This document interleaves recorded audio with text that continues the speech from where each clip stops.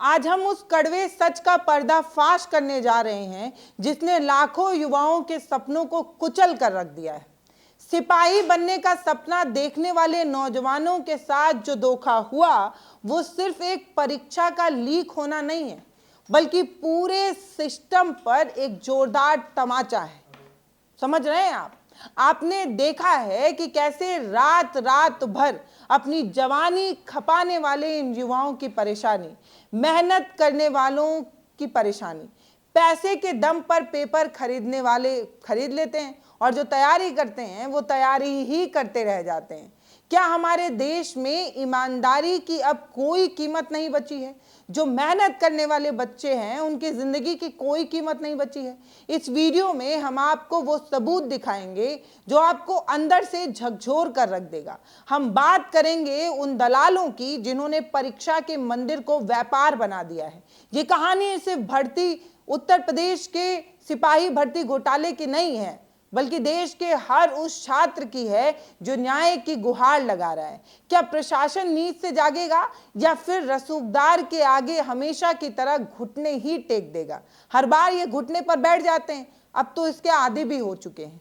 आज हम उन्हीं सवालों का जवाब ढूंढने की कोशिश करेंगे जो आपके जहन में उठ रहा है। वीडियो को अंत तक जरूर देखिएगा, क्योंकि आज कई बड़े चेहरे को हम बेनकाब करने वाले हैं।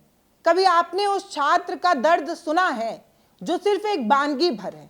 सिपाही भर्ती परीक्षा के इस महाघोटाले के तार कहां कहां से जुड़े हैं, उसकी जड़ें कितनी गहरी हैं, जब आप सुनेंगे तो आप हैरान रह जाएंगे, आप परेशान हो सकते हैं। पेपर प्रिंटिंग प्रेस से लेकर ट्रांसपोर्टेशन तक हर जगह इस गैंग के लोग बैठे रहते हैं। एनडीटीवी की हालिया रिपोर्ट के अनुसार 2024 में UP police constable exam leak होने में भी कुछ ऐसे ही खेल खेला गया, कुछ ऐसे ही किया गया। यहां राजीव रंजन मिश्रा और रवि अत्री जैसे मास्टरमाइंडों ने 4 इंजीनियरों के साथ मिलकर पूरा पेपर लीक कराया था। इतिहास अब खुद को दोहरा रहा है। हम बस मूक दर्शक बनकर उस इतिहास को देख रहे हैं। कुछ सुधारना तो हमें है नहीं। ये तो सबको पता है कि सुधारना तो उन्हें होता है ना जिन्हें उस सिस्टम से तकलीफ होती है। जब सिस्टम वाले ही अपने हैं तो तकलीफ किसको होगी? आज हमारे सिस्टम में इतनी खामियां हैं, कोई भी आकर आसानी से सेंधमारी करता है, पेपर लीक करता है और हजारों लाखों बच्चों की जिंदगी बर्बाद कर देता है। ये सवाल सिर्फ सरकार से नहीं है, बल्कि उस पूरी व्यवस्था से है जो शिक्षा माफिया को पनपने दे रही है, उन्हें फलने फूलने दे रही है। अब समझ आ रहा है आपको? अब समय आ गया है कि हम इसके खिलाफ एक मजबूत आवाज उठाएं। अगर हम आज भी चुप रहे तो कल फिर कोई और परीक्षा लीक हो जाएगी, कल फिर कोई और परीक्षा खरीदी जा सकती है, कोई और पेपर बिक सकता है। आइए देखते हैं इस पूरे साजिश को कैसे अंजाम दिया जाता है। कि मैं पुलिस विभाग में 1861 का पुलिस रेगुलेशन एक्ट हटवा के रहूँगा, हटेगा और पुलिस विभाग में रिफॉर्म होके रहेगा। जो भी कदम उठाने पड़ेंगे मैं वो हर कदम उठाऊंगा, जो भी संवैधानिक कदम होंगे वो सब संवैधानिक कदम उठाएंगे। अच्छा, वीडियो जब से आप बना रहे हैं, ये भ्रष्टाचार का आरोप लगा रहे हैं डिपार्टमेंट पे अपने, उसके पहले आपने शिकायत की थी क्या कभी? कई बार शिकायत किया, कई बार, लेकिन लोगों को कौन बताए? इनको मैं ही नहीं, आए दिन लोग कंप्लेन करते रहते हैं, इनके कान में जूं तक नहीं रेंगता है। तकनीकी का कोई ऐसा गलत इस्तेमाल शायद ही पहले आपने कभी देखा होगा, सुना होगा। सॉल्वर गैंग ने सुरक्षा की हर उस परत को तोड़ दिया जिसे सरकार हमेशा से महफूज होने का दावा करती है, सुरक्षित रखने की बात करती है। जब रक्षक ही भक्षक बन जाए तो आम आदमी उम्मीद के लिए किसका दरवाजा खटखटाए? आम आदमी किससे उम्मीद टिकाए बैठे? हम आपको बता दें कि 2024 में 60,000 भर्ती के लिए 47 लाख से ज्यादा युवाओं ने फॉर्म भरे थे। तब भी यही भयानक मंजर देखने को मिला था। छात्रों के प्रदर्शन और हंगामे के बाद प्रशासन ने परीक्षा रद्द की थी और दोबारा परीक्षा की बात कही थी। लेकिन क्या सिर्फ परीक्षा रद्द कर देने से समस्या का समाधान हो जाता है? समस्या का कोई पक्का रास्ता निकल जाता है? परीक्षा कैंसिल कराने से क्या हो जाता है? कुछ भी तो नहीं होता है, क्योंकि जब तक मुख्य सरगना सलाखों के पीछे नहीं पहुंच जाते तब तक ये दीमक सिस्टम को खोखला ही करते रहेंगे, हर बार खोखला करेंगे। हम सिर्फ जांच कमेटी की बात नहीं कर रहे हैं, हम सख्त कानून और त्वरित न्याय की बात कर रहे हैं। अगले हिस्से में हम उस गवाह से बात करेंगे जिसने पहली बार इस लीक की खबर सोशल मीडिया पर डाली थी। दिल थाम कर बैठिए, क्योंकि जो सच अब आपके सामने आने वाला है वो आपको और ज्यादा क्रोधित कर सकता है और ज्यादा परेशान कर सकता है। मेरे 60 लाख पुलिस परिवार को मेरे साथ उपेक्षित किया गया है और मुझे लगता है कि जो मेरा 60 लाख पुलिस परिवार है उससे इस फैसले से आहत भी है। और मैं जो 4 आईपीएस अधिकारी हैं, मतलब 4 मतलब एक तकिया कलाम है वो बोलता हूँ, 4 आईपीएस अधिकारियों के चक्कर में हमारे 60 लाख पुलिस परिवार को उपेक्षित नहीं किया जाना चाहिए था, क्योंकि एक लोकतांत्रिक देश में इसका क्या महत्व है वो सब समझ में आ जाएगा सभी को। क्या लगता है ये बहुत बड़ा इंसिडेंट हुआ था लखनऊ में, पूरे देश को झकझोर के रख दिया उस इंसिडेंट ने। लखनऊ अलीगंज अग्निकांड सुना होगा आपने, उसमें एक कांस्टेबल आए थे, वो भी लगातार आपके ही तरीके से आरोप लगा रहे थे।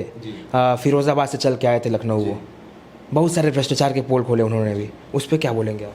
देखिए, जिसकी आत्मा जो है इस चीज़ को अलाउ करती है और रुक नहीं पाता है, जो अनुशासन और शोषण जब एक हो जाता है तो उसकी सीमा को लांघ के तो राठौर जी जैसे व्यक्ति खड़े होते हैं। और उन्होंने कोई एक भी शब्द गलत नहीं कहा है इसमें कि घूसखोरी चलती है, भ्रष्टाचार हुआ है। निश्चित तौर पे हुआ होगा तभी उन्होंने कहा है। मुझसे भी बहुत सारे लोगों ने फ़ोन करके बताया कि जो यहाँ पे CFO हैं कितना लूटे जाते हैं, लूट मचा के रखते हैं। मुझे लगता है कि उन लोगों का एक बार संपत्ति का ब्यौरा जांचा जाना चाहिए, उनका सब चीज़ जांचिए, तब पता चले कि ब्रेन मैपिंग करवा लीजिए ना।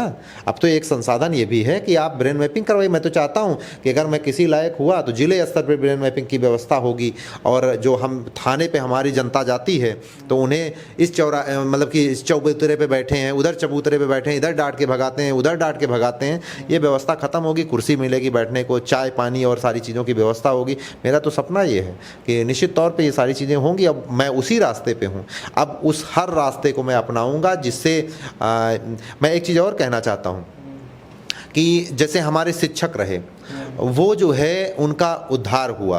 पहले शिक्षक और हमारे पुलिस परिवार के लोगों का जो है हमेशा क्या होता था कि सैलरी लगभग समान थी, लेकिन उसके बाद हमारे श्री राजनाथ सिंह जी मुख्यमंत्री बने, माननीय मुख्यमंत्री हुए, श्री कल्याण सिंह जी माननीय मुख्यमंत्री हुए, उसके बाद श्री मुलायम सिंह जी जो है हमारे मुख्यमंत्री बने।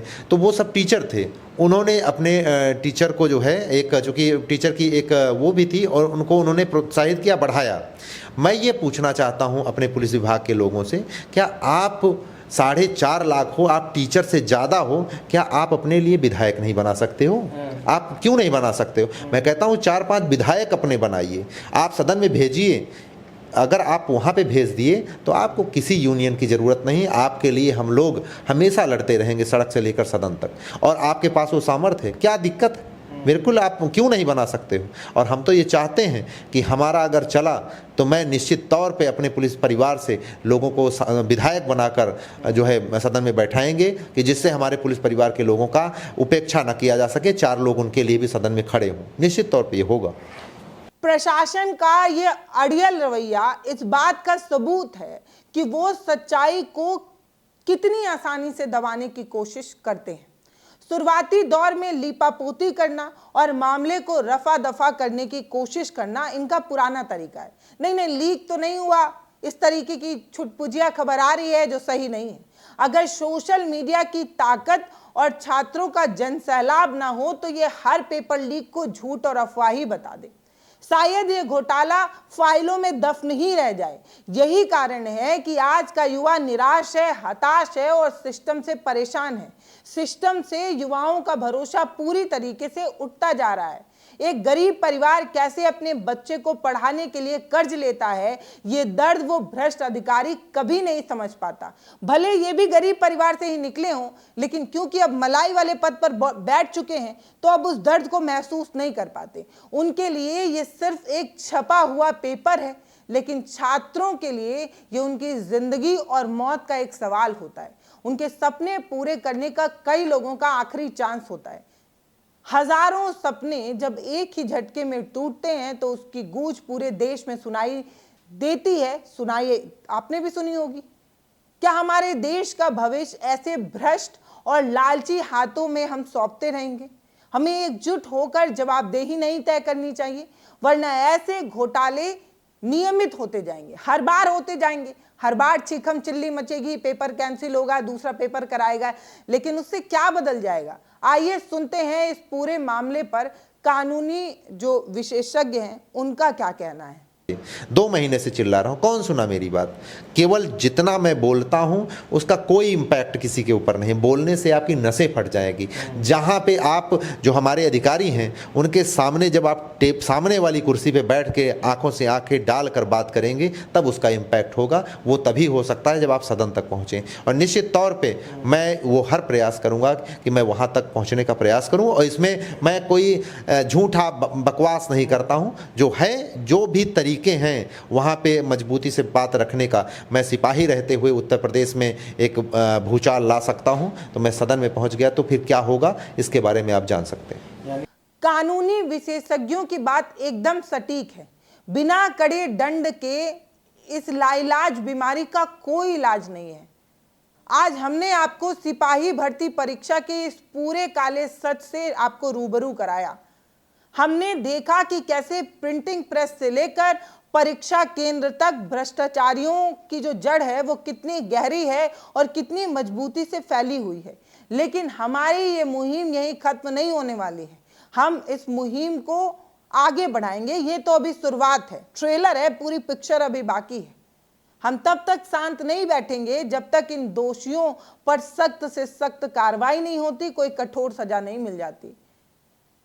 आपको यानी कि देश को भी सजग होने की जरूरत है, जनता को भी आवाज उठाने की जरूरत है। इस वीडियो को हर इंसान तक पहुंचाने की जरूरत है, तभी तो सिस्टम जगेगा। अपनी आवाज उठाइए, क्योंकि आपकी चुप्पी इन भ्रष्टाचारियों की सबसे बड़ी ताकत बनती जा रही है। अगर अब भी इस घोटाले के शिकार होने के बाद भी अगर आप चुप हैं तो सच में आप मर चुके हैं। अगर आप कुछ बोलना चाहते हैं तो कमेंट बॉक्स खुला हुआ है, अपनी राय हमारे साथ साझा करें। हो सके तो चैनल को सब्सक्राइब भी करें। हम ऐसे ही बेबाक और निष्पक्ष पत्रकारिता आप तक पहुंचाते रहेंगे। याद रखिए, न्याय मांगने से नहीं मिलता है, उसे छीनना पड़ता है। धन्यवाद। जय हिंद।